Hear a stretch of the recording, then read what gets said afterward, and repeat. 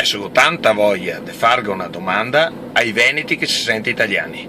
A cosa vi serve essere italiani se quando che c'è un disastro l'Italia non aveva niente?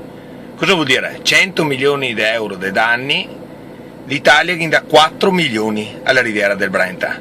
Il Veneto paga circa 70 miliardi di tasse, l'Italia che ne forse 40 in servizi, in incula 30 miliardi all'anno.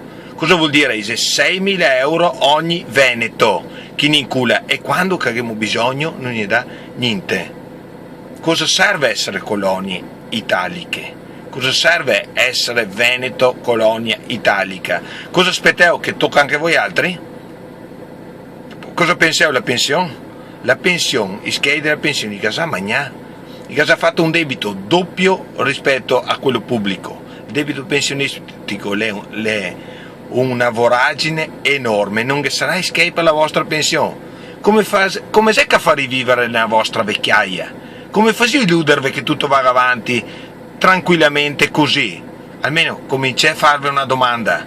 Non ha senso quello che sta succedendo in Italia, la sta creando un disastro, e far finta di niente non ti risolvi niente. Non sei mica facendo finta che le robe vada bene, che i problemi non ci sono. Riflettite almeno un secondo, non vuol mica tanto, basta che digite in internet 3 parole: debito, live e leoni. Guardate 10 secondi e dopo pensai che su, non so, facile a mano per i vostri fioi. Savio che adesso stiamo tutti alla fine mangiando sulle spalle delle prossime generazioni, perché stiamo lasciando un debito enorme.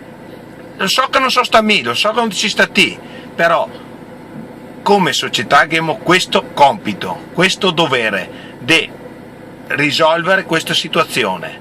I veneti può farlo, pensa che un attimino, in tanti, un pochettino, in tutti si fa tutto. Mi raccomando.